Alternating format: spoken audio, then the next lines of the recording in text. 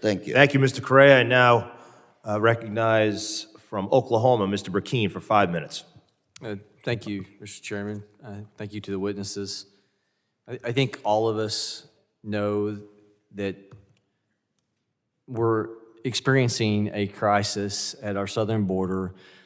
I think to pretend or to look at this and not just see the common sense reality is, as New York City Mayor said, you know, our compassion in this nation is limitless, but our resources are not.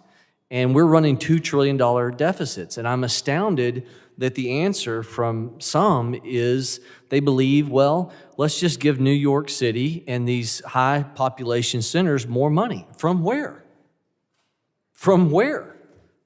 Because the entire discretionary budget right now for the federal government is $1.7 trillion. If you look at last year, $1.7 trillion was our entire 12 appropriation bill number.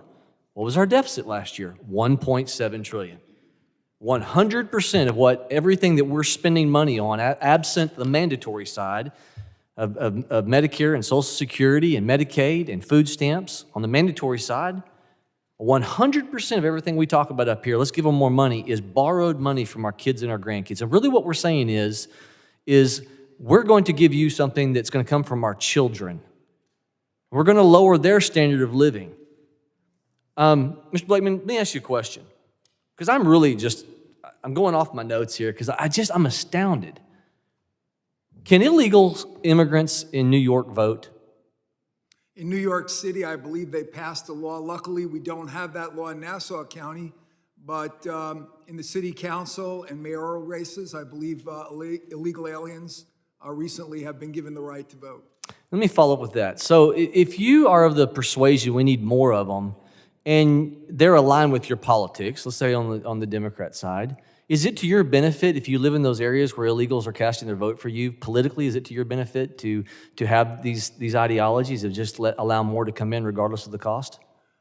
Well, absolutely not. And I think it's always to the benefit of Americans and to America, whether it's a local race, a state race, or a federal race, that you be a United States citizen. Yeah. You actually be a citizen and you take the oath that you pledge to defend and support the Constitution of the United States. But do you see that there are some, we'll say, Democrats that would want this type policy because it helps them stay in office because they have illegals that vote for them?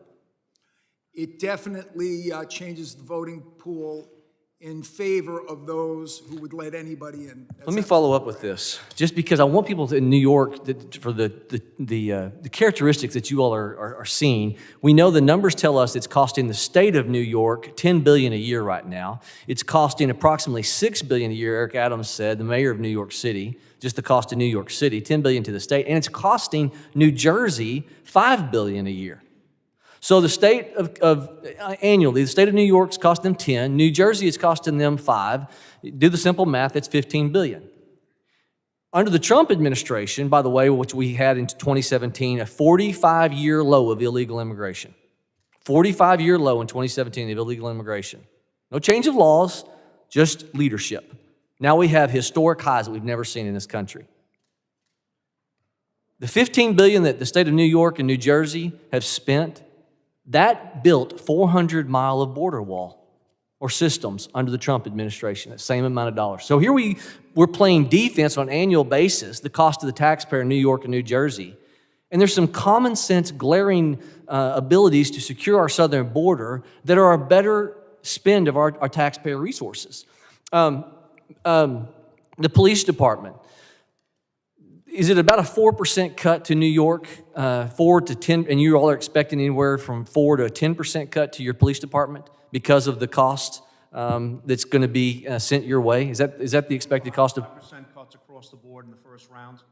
The mayor is expecting to implement a second round. He said the first responders will be immune in the second round, but he has not committed to any further, third or fourth round because he believes he's going to continue to have cuts, another 5%. So I'm reading right here, and it says New York Mayor Adams is expecting these cuts may be up to 15%, may be as much as 15%. 3 rounds. We just got the first round and the second round. So I'm going to end with this. How many people are you taking off emergency first responders, police, and whoever wants to answer this question, my time is limited. Are we better prepared if a security threat comes to New York City because of these decisions, or less prepared? Whoever wants to answer that question. Well, we are less prepared because we don't know who's coming to this country, and they haven't been vetted, and there's a lot of people that have come into this country that have nefarious intent. And I believe that we need a program where we know who's coming into this country, and we vet them before they come in, and that if someone wants asylum and they're entitled to it, they should get it, but they need to have a hearing and they need to be properly vetted. Otherwise, with open borders, it creates a terrible public safety crisis. Thank you, Mr. Bowman. I yield, Mr. Chairman. Thank you, Mr. Brecheen. I now recognize we are clearly Long Island strong.